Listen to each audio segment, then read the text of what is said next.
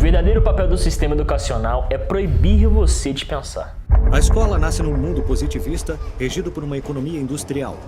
Portanto, busca obter os maiores resultados observáveis, com o menor esforço e investimento possíveis, aplicando fórmulas científicas e leis gerais. A escola era a resposta ideal à necessidade do trabalhador. Foram os próprios empresários industriais do século XIX que financiaram a escolarização obrigatória através de suas fundações. Mesmo sem perceber, você foi doutrinado a ser obediente a sua vida toda. E quando eu falo em obediência, eu estou dizendo que a escola, ou melhor, o sistema te ensina a pensar do jeito que ele quer que você pense. Não, isso não é nenhuma teoria da conspiração, nem mesmo coisa da minha cabeça. Para o sistema, é primordial que você ande na linha e que apenas aceite a mediocridade que ele te oferece. Ele quer que você seja mais uma ovelhinha em todo o seu rebanho. No vídeo de hoje eu vou te mostrar o verdadeiro interesse por trás do sistema de educação, que não é te transformar em alguém crítico ou com ferramentas para contestar. Pelo contrário, o sistema de educação, desde sua origem, sempre teve mais do que um viés filosófico ou cultural. Ele teve um intuito de controle e dominação de pensamento.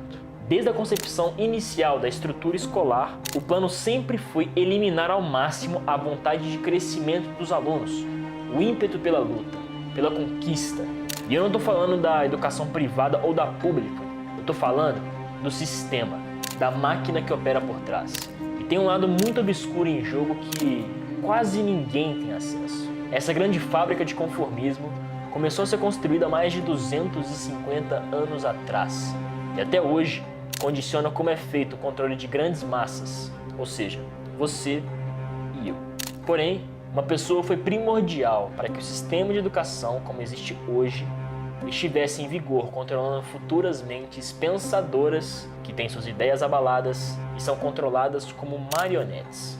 O seu nome é John Davison Rockefeller, considerado o homem mais rico de todos os tempos.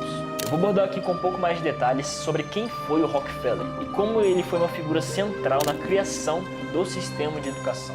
Mas antes, é preciso entender como a escola surgiu como um experimento científico para eliminar, sem precisar utilizar a força bruta ou a violência, a vontade própria das crianças. De experimento virou método, e como método, sempre teve como principal plano de fundo o maior interesse das elites, especialmente da Rockefeller: criar uma nação de trabalhadores, ou seja, pessoas felizes, trabalhando em suas fábricas, sem nenhuma perspectiva de crescimento, mas felizes, alienados e convictos que o trabalho era a única ferramenta de libertação, a famosa mão de obra barata.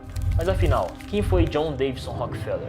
Porque ele queria, através do sistema de educação, controlar as grandes massas americanas. 15 de janeiro de 1902. Uma reunião que mudaria para sempre o curso da história. Naquela tarde, numa sala repleta de advogados e burocratas, ele oficializava a criação do Conselho Geral de Educação, uma organização com interesse aparentemente nobre: promover o ensino, a alfabetização e a educação nos Estados Unidos sem distinção de raça, sexo ou crença religiosa. A intenção na real era apenas uma: promover seus planos de controle de massas e infiltrando o conselho, pouco a pouco, na política americana, dadas as suas profundas e extensas conexões com o sistema. Afinal, qual político se recusaria a apoiar uma causa tão nobre? Rockefeller estava propondo ajudar os menos favorecidos em nome da educação e da nação americana. Em um ano, 1903, o Congresso americano aprovaria o Conselho através de uma carta formal. Começava então um dos maiores casos de controle e manipulação de massas da história. Rockefeller foi o primeiro bilionário da história e revolucionou a indústria do petróleo com a Standard Oil. A fortuna era tamanha que, corrigindo os valores com a inflação atual, sua fortuna acumularia quase 450 bilhões de dólares.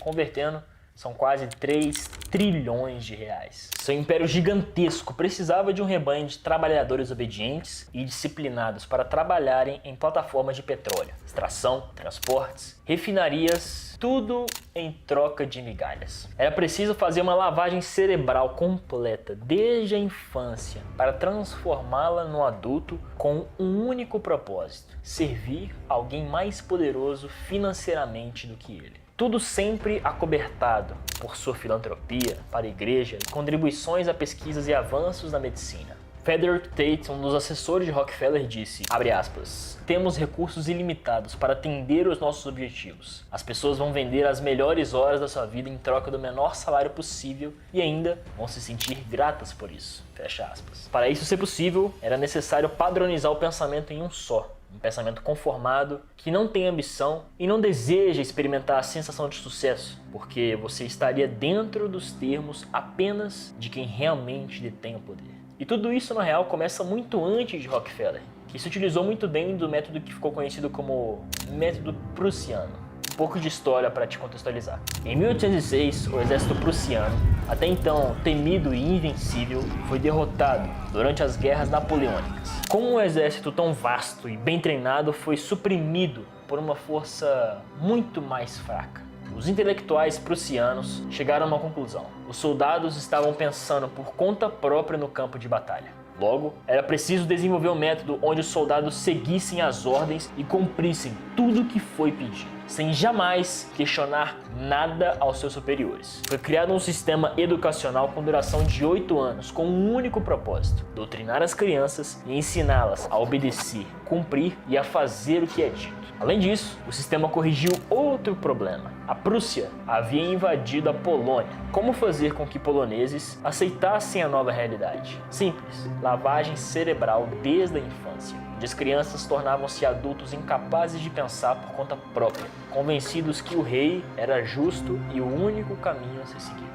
Johann Buda, filósofo prussiano, foi o grande idealizador do método, que funcionava da seguinte forma: escolher cuidadosamente as matérias ensinadas aos colégios, por quanto tempo e qual o limite para a liberdade de pensamento e criatividade as pessoas deveriam ter. Os livros eram padronizados, ensinando a história de acordo com os interesses do Estado prussiano. Os testes também eram padronizados e as respostas certas eram as que se enquadrassem nos mesmos interesses. Respostas inconvenientes, ou seja, erradas, eram punidas com notas baixas e o aluno estigmatizado como alguém burro, um processo humilhante. E claro, haviam castigos para mau comportamento e imposição de disciplina e obediência. Para tudo era necessário pedir permissão, falar em sala, beber água e se levantar para ir ao banheiro. Consegue perceber alguma semelhança? Sim, o sistema brasileiro de educação e de vários outros países ao redor do mundo seguem o mesmo modelo prussiano.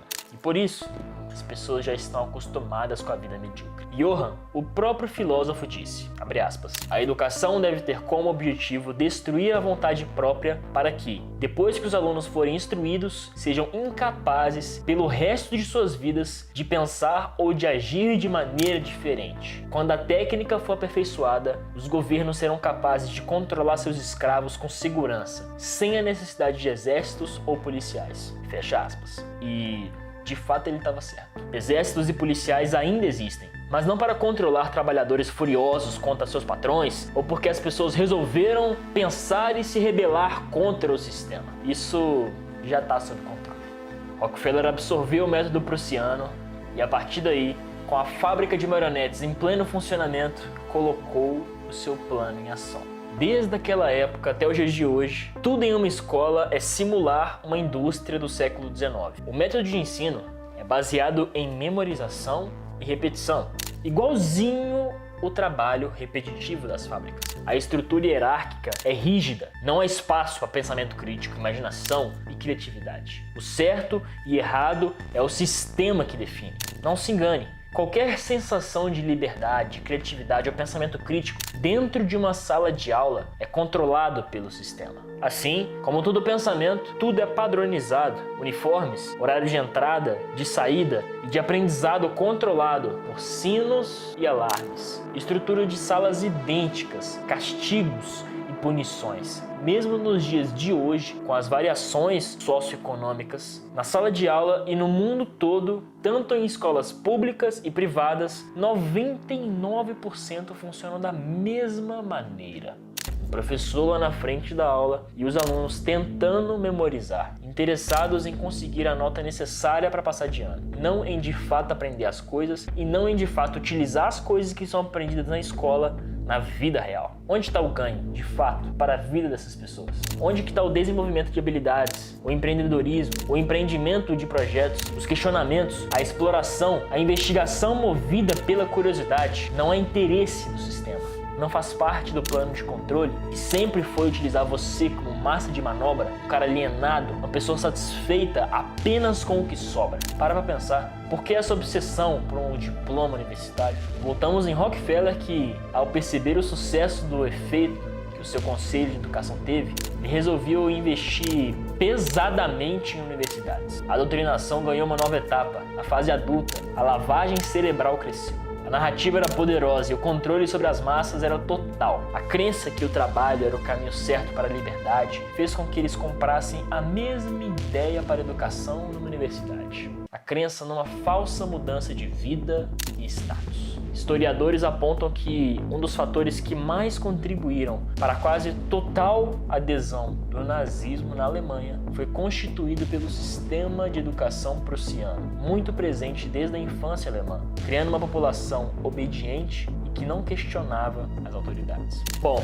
enquanto as pessoas seguem com a mesma falsa esperança de conseguir um emprego entrando numa universidade, aqui vai um dado alarmante. 50% dos recém-formados no Brasil estão desempregados. Para e ouve de novo. Metade das pessoas que se formam no Brasil estão desempregadas. E a segurança que o diploma te traz? Não era apenas fazer uma faculdade para se tornar bem-sucedido? Será que a outra metade está de fato sendo valorizada em empregos que pagam o quanto que elas esperariam fazendo uma faculdade? Em média, uma pessoa leva mais de 4 anos para conseguir um emprego após concluir a universidade. E o pior, fora da sua área de formação. Ou seja, o que vemos hoje é um método de ensino arcaico, ultrapassado e criado para proibir o pensamento crítico, que não desenvolve habilidades e não fornece ferramentas para uma melhoria efetiva de vida. O problema do país não é ocupar as últimas posições do ranking mundial de educação, PISA. O problema é, ainda hoje, investir em narrativas que têm como base uma educação que é inimiga do enriquecimento e do pensamento crítico, da real capacidade humana. Bom, eu larguei a escola com 15 anos, contra tudo e contra todos. Eu nunca pisei no ensino médio. Para mim, estava perdendo tempo, aprendendo coisas que eu nunca aplicaria na minha vida. Eu queria mudar, eu queria ganhar dinheiro, ajudar meus pais. Foi assim, uma atitude drástica que eu descobri como o sistema está domesticando você a ser acostumado com tão pouco e feliz com que ele te deixa sobrar. Eu não tô aqui motivando ninguém a sair da escola, por pior que ela seja e por mais perverso que seja o sistema educacional e a sua origem. Na real, eu tô aqui para abrir seus olhos, para que você seja crítico, se questione, se informe em meios que nem sempre são tão óbvios. E o mais importante, vença a luta contra o sistema. Seja um inconformado. Esse canal aqui é a casa dos inconformados, aqueles que desafiam o status quo. Então, se você se identifica com isso, se inscreva aqui, deixe seu like. E é isso. Vou ficando por aqui. Até o próximo vídeo.